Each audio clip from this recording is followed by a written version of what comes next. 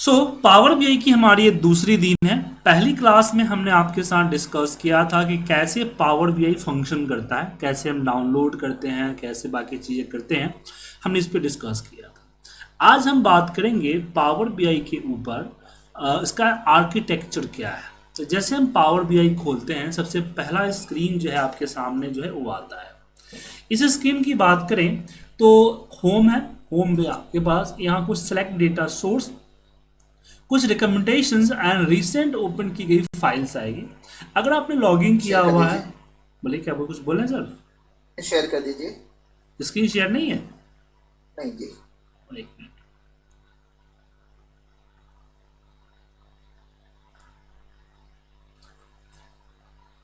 तो first screen आपका इस तरह से दिखता है। तो होम, यहाँ ओपन कर सकते हैं किसी पर्टिकुलर पहले से बनी बनी रिपोर्ट्स को। देन यहाँ पे आपके पास रिकमेंडेशंस हैं, ये सब चीज़ें आप देख सकते हैं। यहाँ फर्स्ट में आपको ये आएगा, राइट, फर्स्ट व्यू में। फिर आपको यहाँ पे अगर कोई पुरानी फाइल के ऊपर चेंज करना है तो क्लिक कर लीजिए, अदरवाइज हम ब्लैंक पे क्लिक करते हैं। ब्लैंक पे जब क्लिक करते हैं तो इंटरफेस कुछ इस तरह से आता है।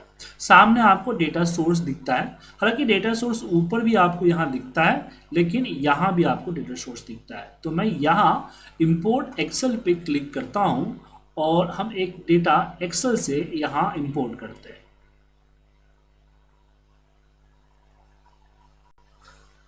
इसको हमने सिलेक्ट कर लिया एंड देन इसको हम यहाँ से लोड पे क्लिक करते हैं। किस पे करते हैं?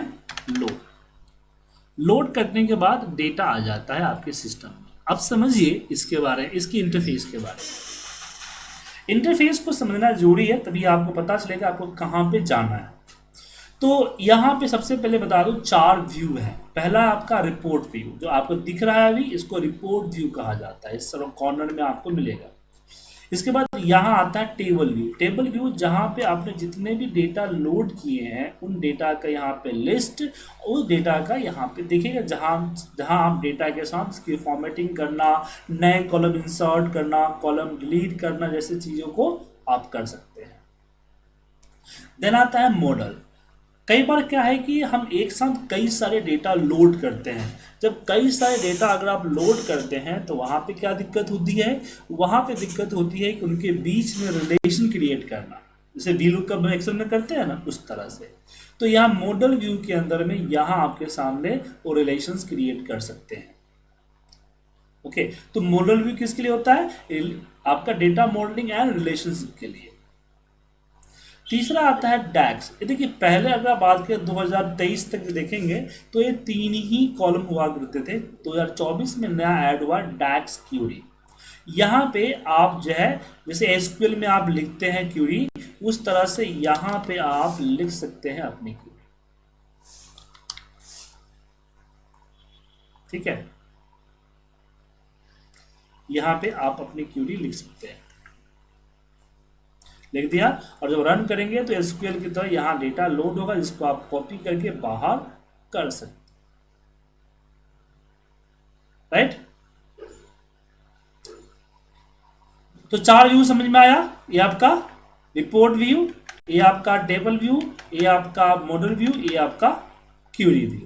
तो रिपोर्ट्स में हम अपने डैशबोर्ड्स यहाँ बनाएंगे, टेबल व्यू में अपने डेटा के साथ छेड़छाड़ करेंगे, मॉडल में आपका डेटा मॉडलिंग होगा, और क्यूरी में आप क्यूरी लिखेंगे अपने डेटा को मैनिपुलेट करने के लिए। अब बात करते हैं यहाँ पे रिपोर्ट व्यू में। यहाँ दिख रहा है पेजेस, आपको यहाँ से कई सारे पेजेस को ऐड कर सकते हैं। और ये आपका आता है लेआउट। तो डिफ़ॉल्ट जो है आपका डेस्कटॉप लेआउट होता है, लेकिन कई बार अगर आपको ऐसा लगे कि मुझे मोबाइल रिपोर्ट चाहिए तो आप मोबाइल लेआउट भी जा सकते हैं, लेकिन रिपोर्ट जो बनेगी वो हमेशा डेस्कटॉप लेआउट पे ही बनेगी, फिर मोबाइल लेआउट में कन्वर्ट होगा। ठीक है,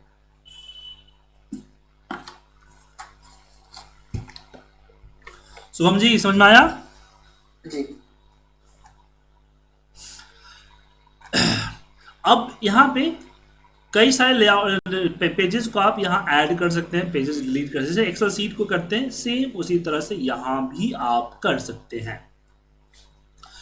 ऊपर जो ब्लैंक एरिया दिख रहा है इसको कैनवस कहा जाता है। कैनवस, जो भी रिपोर्ट बनती है यहीं पे बनती है। कैनवस के अंदर के बाद आपको 3 स्लाइड्स मिलते हैं आपको, ठीक है ना। पहली स्लाइड्स फिल्टर होती है, जैसे कोई रिपोर्ट आपको बनाना है लेकिन एक फिल्टर डेटा पे या फिर पर्टिकुलर फिल्ट्रेशन लगाना चाहते हैं, यहाँ से कोई भी फील्ड उठाना चाहते हैं तो फिल्टर में आप यूज़ करेंगे। देन विजुअलाइजेशन, विजुअलाइजेशन ही आपका मेन है, जैसे कोई चार्ट बनाना या टेबल बनाना तो आप वहाँ से पिक करेंगे जिसके अंदर आप अपने फील्ड्स को रखेंगे, उसके हिसाब से आपका टेबल और डेटा बनते चला जाएगा, ठीक है। तो ये आपका पिवट की तरह इसका आप यहाँ चूज कर सकते हैं। विजुलाइज के अंदर 3 पार्ट होते हैं। पहला होता है विजुलाइज, जहाँ से आपने जो ऑप्शन चूज करते हैं, जो ऑप्शन आपने चूज किया है जस्ट उसका फॉर्मेट यहाँ पे मिलेगा कि आप उसकी फॉर्मेटिंग अपने हिसाब से कर सकें। और तीसरा आता है एनालिटिक्स। एनालिटिक्स जो होता है वो विजुलाइजेशन टू विजुलाइजेशन चेंज होते रहता है। एआई की तरह आपको आप सजेस्ट करता है कि इस पे इतने तरह के विजुलाइजेशन एनालिटिक्स यूज कर सकते हो। देन आता है आपका डेटा टाइप, जो डेटा आपने ऐड किया है ना, जैसे पिवट टेबल में उसका फील्ड होता है, ऐसे यहाँ पे उसका फील्ड आपको दिखेगा, ठीक है, समझे सर। अब फील्ड्स में भी समझिए, जो आप डेटा लोड करते हैं वो डेटा यहाँ पे आएगा। डेटा आपका डेटा किस फॉर्मेट में है उससे कोई लेना देना नहीं।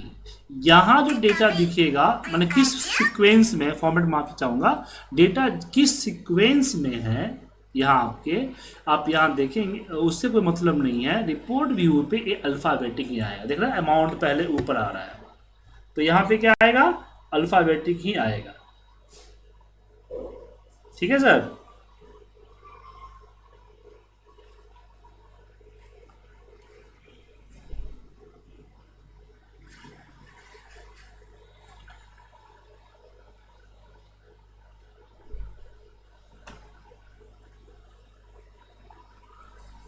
और दूसरी चीज आप देख सकते हैं अमाउंट के आगे सम ऑफ का साइन है, तो ये सिंबल ही बताता है।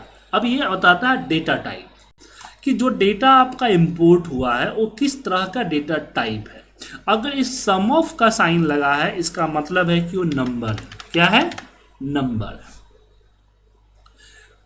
और जैसे एसआईडी में सम ऑफ का साइन है, अगर मान लीजिए इसको यहाँ पे मैं डॉन्ट समराइज कर देता हूँ एग्जाम्पल, तो ये देखिए सम ऑफ का साइन हट गया।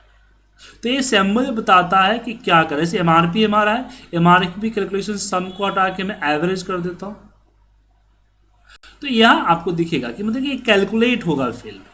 तो जो सम ऑफ का साइन जो दिया हुआ है ये क्या बताता है कि ये नंबर है और एक इसकी कैलकुलेशन सेट की गई है, ठीक है ना, डिफॉल्ट कैलकुलेशन। उसके बाद जिसके आगे कैलेंडर का निशान है इसका मतलब कि डेट है। क्या है, डेट है।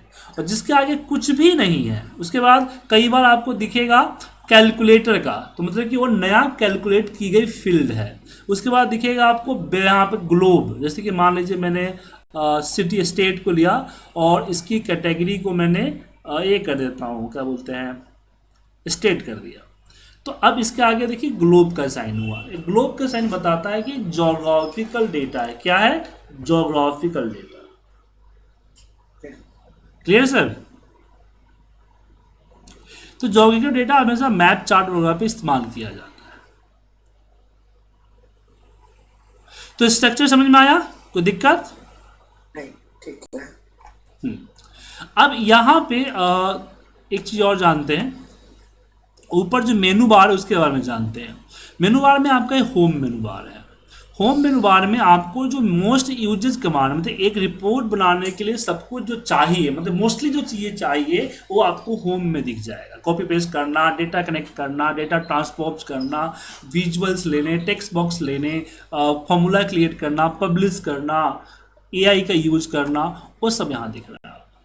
अब मैं अगर इंसर्ट में जाऊं तो इंसर्ट में आप जो विजुअलाइजेशन इंसर्ट कर रहे हैं, सैप्स इंसर्ट कर रहे हैं, स्पार्कलाइन इंसर्ट कर रहे हैं, तो जो इंसर्ट कर सकते हैं विजुअलाइजेशन वो आएगा। मॉडलिंग के अंदर में जो डेटा मॉडलिंग होती है, जैसे कि न्यू इमेजेस बनाना, न्यू टेबल क्रिएट करना, में कैलकुलेशन समझ लीजिए, उस तरह की चीज़ें यहाँ पे कर सकते हैं। Security and calculations. व्यू में आपको कि आपका थीम्स और लेआउट क्या होगा वो आता है। ऑप्टिमाइज के अंदर में सिर्फ रिपोर्ट आपका लाइव रहेगा नहीं रहे वो सेट करना होता है, बाकी और चीज़ इसमें नहीं होती है। कुछ चीज़ें नहीं ऐड होते, जैसे फॉर्मेट ऐड हो गया, डेटा ड्रिल ऐड हो गया, तो अलग अलग केसेस में अलग अलग आते रहते हैं। राइट सर, हाँ जी समझ में आया? जी। अब हम डेटा की शुरुआत, अब कोई रिपोर्ट बनाने की शुरुआत कैसे करेंगे? तो रिपोर्ट बनाने की शुरुआत करने के लिए सबसे पहला मुझे अपना डेटा देखना होगा। अब डेटा को इंपोर्ट करके नहीं देखना है, डेटा जहाँ सोर्स में है आपको पहले उसी सोर्स में जाके डेटा को देखना है। ठीक है? डेटा डेटा में देखना क्या है? डेटा में देखना है कि सबसे पहले आपका जो डेटा है वो रो 1 से है या नहीं। अगर रो 1 से नहीं है तो प्लीज़ रो 1 से उसको कीजिए। ठीक है? दूसरा कि सारे डेटा में हेडिंग है या नहीं है। ठीक है?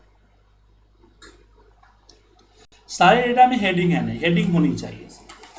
और कंपल्सरी है, जी कंपल्सरी है। जी हाँ, क्योंकि पिवट भी हेडिंग अकॉर्डिंग चलता है और पावर बीआई भी हेडिंग अकॉर्डिंग चलता है। ठीक। दूसरा एक और चीज कीजिए, अगर हेडिंग है तो डुप्लीकेट ना हो।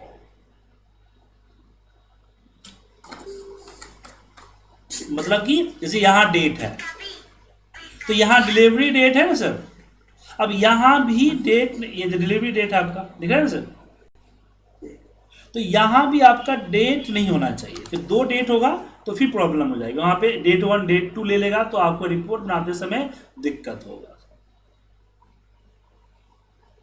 नेम हेडिंग का सेम नहीं होना चाहिए ना। हाँ, हेडिंग का नेम वहाँ पे डेट, यहाँ पे डिलीवरी डेट है, डिलीवरी है तो ये चल जाएगा। जी चल जाएगा, सेम डेट का फिल नहीं होना चाहिए। उसके बाद एक चीज़ और ध्यान रखिएगा, जो आपके डेटा में बहुत सारे ब्लैंक रो नहीं होने चाहिए। ब्लैंक रो है उसको रिमूव कर दीजिए। और डेटा का टाइप मैनेज कीजिए, मतलब जैसे कि अगर क्वांटिटी नंबर है तो इसमें नंबर ही होना चाहिए, इसके अंदर टेक्स्ट नहीं होना चाहिए। अगर टेक्स्ट है उसको रिमूव कर दीजिए। ओके, कि अगर नंबर का कॉलम है तो नंबर होना चाहिए, डेट का कॉलम है तो उसके अंदर डेट ही होना चाहिए, कोई एक्स्ट्रा डेटा नहीं होना चाहिए। बात समझे सर? तो डेटा को सही फॉर्मेट में है नहीं है तो आप यहां पे ही इसको सही कर लीजिए।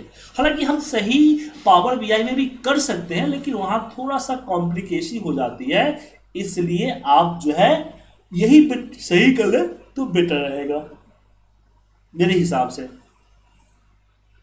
ठीक है? ये तो डेटा सेट छोटा है अभी, जब मेरे पास बड़ा डेटा सेट होगा तो मुझे पावर बीआई में ही करना पड़ेगा। नहीं नहीं नहीं, अगर डेटा एक्सेल पे है तो एक्सेल पे कर लीजिए। अगर डेटा किसी और लोकेशन से लिंक हो के आ रहा है, जैसे वेबसाइट से आ रहा है या किसी एसक्यूएल सर्वर से आ रहा है जहां आप नहीं सही कर सकते, तो आप पावर बीआई कीजिएगा। एक्सेल पे है तो क्या होता है कि एक्सेल के अंदर 10 लाख ही रोज होते हैं, मेरे पास 20 लाख रोज के डेटा हैं या उससे ज्यादा डेटा है। मैंने आपको क्या बोला कि अगर आपकी फाइल एक्सेल पे, आप कोशिश कीजिए कि चीजें को डेटा प्राथमिक जो है, मैंने कि प्रायोरिटी जो है आप दीजिए डेटा सोर्स में चेंज करने का। अगर डेटा सोर्स में चेंज किसी कारण से आप नहीं कर सकते, कोई भी कारण हो सकता है, देन आप उसको पावर बीआई में लाके कीजिए। बात समझ में आया? हाँ जी। तो मेरा कहने का मतलब ये रहा, मैं नहीं बोला कि नहीं डेटा सोर्स में नहीं होगा तो उसमें नहीं होगा, ऐसा नहीं बोल रहा हूं मैं। ठीक है? क्लियर है? क्लियर है। आगे बढ़े। हाँ जी। तो डेटा सोर्स अगर ठीक हो गया, उसके बाद आप डेटा को इंपोर्ट कीजिए यहाँ पे। ठीक है? इंपोर्ट कैसे कैसे करेंगे वो हम आगे आपको बताएंगे। इंपोर्ट करने के बाद डेटा को फॉर्मेट कीजिए। इंपोर्ट करने के बाद भी डेटा आपको सही नहीं आएगा, जैसे कि यहाँ देखिए, यहाँ पे डेट का हो सकता है सही फॉर्मेट में ना हो, तो आप अपने हिसाब से सही फॉर्मेट कैसा डेट दिखना चाहिए वो डेट फॉर्मेट यहाँ से डिसाइड कर सकते हैं। देखिए ध्यान रखिएगा, जैसा यहाँ दिखेगा ना वैसा ही रिपोर्ट में दिखेगा। समझ में आया सर? तो उस फॉर्मेट से आप उसी तरीके से इसकी फॉर्मेटिंग कर लें ताकि उसी तरीके से आपका डेटा दिखे। जैसे यहाँ पे देखिए, हमारे पास ऑप्शन कि हम अपने हिसाब से भी फॉर्मेट बना सकते हैं, इसमें भी ऑप्शन होता है। जी हाँ, जैसे आप परसेंटेज कर दिया, यहाँ पे परसेंटेज आ गया। ठीक है। जैसे डेटा का मुझे फॉर्मेट चेंज करना है तो मैं अपने हिसाब से भी कर सकता हूँ। देखिए यहाँ जो प्री डिफाइंड फॉर्मेट है वो आप दे सकते हैं, अदरवाइज इसमें जैसे एक्सेल में टेक्स्ट फॉर्मूला होता है, ऐसे यहाँ पे फॉर्मेट का फॉर्मूला होता है जो कि कस्टम फॉर्मेटिंग के कोड को सपोर्ट करता है। ठीक है। ठीक है बस। तो यहाँ से अपनी डेटा की फॉर्मेटिंग आप करेंगे। सही। अब इसके अंदर बहुत सारी चीजें हैं वो हम आपको आगे बताएंगे, फिलहाल ये समझिए ये करना है। राइट। देन जब डेटा सही तरह से फॉर्मेट हो जाए उसके बाद आइए आप कैनवस पे। सबसे पहले कैनवस की बैकग्राउंड की फॉर्मेटिंग कीजिए। अब कई सारे रिपोर्ट्स जो है बैकग्राउंड पे नहीं होते। अब उससे उससे पहले आपको क्या करना है कि आपका रिपोर्ट कैसा होना चाहिए वो डिसाइड कीजिए। राइट ना। तो उसके लिए शुरुआत में आप गूगल का सहारा लीजिए। जैसे कि मेरे पास सेल्स डेटा है तो यहाँ पे लिखा हमने सेल्स डैशबोर्ड, और इसके सेल्स डैशबोर्ड पावर बीआई। ठीक है सर। अब इसके अंदर कोई डैशबोर्ड देखिए कि आपके हिसाब से बने। राइट क्लिक करके न्यू टैब, यहाँ पे पिक्चर न्यू टैब कर लें और आप इसको देखें कि क्या ऐसा रिपोर्ट मैं बनाऊं तो सही रहेगा या कोई और रिपोर्ट, मतलब कि रिपोर्ट आप कैसा बनाना चाहते हैं वो एक बार आप देख लें। समझ में आया सर।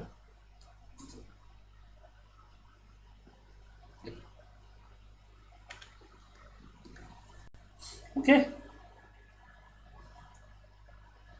ताकि मुझे फॉर्मेट का अंदाजा चल जाए कि किस जी। फॉर्मेट किस लेआउट जैसे में बनाना एक आर्टिस्ट जब पेंटिंग करता है, किसी आप बोले मेरा स्केच बनाओ, सबसे पहले आपके फोटो दिखाता है ना सर। है। जी आप खुद अपने आप को दिखाइए, फोटो दिखाइए। या फिर कोई भी आर्टिस्ट अगर मान लीजिए कि वो पहाड़ों पे जाता है नेचर की पेंटिंग के लिए, किसी चीज़ों बिल्डिंग को देखता है, समझे कि नहीं सर। हाँ जी हाँ जी। तो एक तरह से आपको आइडिया हो जाएगा शुरुआत में कि मैं किस तरह का रिपोर्ट्स बनाऊं। ओके। समझ में आया सर। ठीक है। अब कई बार जो है बैकग्राउंड नहीं जरूरी है, जैसे इसकी बात करें तो इसकी बैकग्राउंड पीछे व्हाइट है ऊपर ग्रे है तो कोई दिक्कत नहीं है। ठीक है। लेकिन कई बार जो है बैकग्राउंड होती है कलर में, रिपोर्ट के अंदर बैकग्राउंड होते हैं। मैं दिखाता हूं, ये दिख रहा है बैकग्राउंड आपको सर पीछे, ब्लू बैकग्राउंड दिख रहा है सर। एक बैकग्राउंड, ये सब बैकग्राउंड है सर। ठीक है, सब बैकग्राउंड है। तो मान लीजिए आपने बोला, आप अगर डिसाइड करते हैं कि मुझे इस तरह का रिपोर्ट बनाना है, ठीक है, तो इसके पीछे का जो बैकग्राउंड कलर है वो तो चाहिए ना सर आपको। तो ये कलर आप अगर आइडेंटिफाई कर पा रहे हैं दैट इज गुड, अगर नहीं कर पा रहे हैं तो आप क्या कर लीजिए, पेंट का सहारा लीजिए। पेंट में उसको को पेस्ट कीजिए और इसमें दो कलर है, ठीक है, एक पीछे का कलर है और रिपोर्ट बैकग्राउंड का कलर अलग है, दिख रहा है सर। तो पीछे का कलर ये जो है आपका, इसको पिक कर लीजिए और फिर इस पे क्लिक कीजिए और यहां से कलर कोड RGB उठा लीजिए या फिर एक कलर कोड उठा लीजिए और फिर पावर बीआई के यहाँ फॉर्मेट में आइए और यहाँ पे canvas background colour, more colour, और यहाँ पे वो प्रिंट पेस्ट कर दीजिए। ठीक है। और अभी नहीं दिख रहा है क्योंकि 100% ट्रांसपेरेंसी है, इसको कॉमन छोटा कर दीजिए। हो गया। अब इसके ऊपर अगर कुछ बनाना है, जैसे इसे देखिए, ये देखिए आपका ये दिख रहा है, ये पूरा का पूरा स्लैब है नीचे दिया गया है जिसमें रिपोर्ट बनाया गया है। तो ये जो दिख रहा है आपको, ये पिक्चर है, क्या है, सैप से लिया गया है, या फिर ये पिक्चर या पिक्चर लिया गया उसके ऊपर ये डाला गया है। जैसे एग्जांपल के लिए कि मैंने यहाँ से मान लीजिए ये ले लिया, इसको यहाँ रखा, इसको थोड़ा सा बड़ा करता हूँ, इतना बड़ा करता हूँ, और इसके अंदर मान लीजिए मैंने अपना सेल्स चैनल, और सेल्स चैनल नहीं, रीजन और अपनी अपनी जो है प्रॉफिट लिख दिया मैंने। ये रिपोर्ट आया है ना सर। तो अब इसमें मैं क्या किया, यहाँ पे इसमें बहुत सारी चीज़ों को हाइड कर सकते हैं, हाइड अनहाइड कर सकते हैं यहाँ पे। जैसे टाइटल मुझे नहीं चाहिए तो टाइटल नहीं रहेगा, और इसकी बैकग्राउंड मुझे चाहिए तो यहाँ पे इफेक्ट के अंदर ये इस तरह की बैकग्राउंड जो आपको कलर दिख रहा है, बैकग्राउंड कलर मोड कलर पे यहाँ कलर डाल सकते हैं। बट इसकी कलर तो कुछ और है ना सर, ये तो कुछ और कलर है। तो ये ले लिया, यहाँ पे आइए और इसकी आरजीबी याद कर लीजिए, या फिर सॉरी यहाँ पे इसको कॉपी कर लीजिए कलर कोड, या आरजीबी याद कर लीजिए, यहाँ पे पेस्ट कर दीजिए। ठीक है सर, हो गया, समझे कि नहीं? हाँ जी समझ गया। अब इसको थोड़ा सा शैडो दे दीजिए, यहां से देखिए जनरल में इफेक्ट के अंदर शैडो, हो गया। बाकी चीज़ों को व्हाइट हो जाएगा। तो पहले आप बैकग्राउंड डिसाइड कीजिए, स्ट्रक्चर डिसाइड कीजिए, देन उसको आप बनाइए। तो आज के लिए सर इतना ही, क्योंकि आपने कल की क्लास की प्रैक्टिस नहीं की है, सिर्फ पढ़ने से नहीं होगा जब तक कि आप प्रैक्टिस ना करें, क्योंकि ठीक। क्या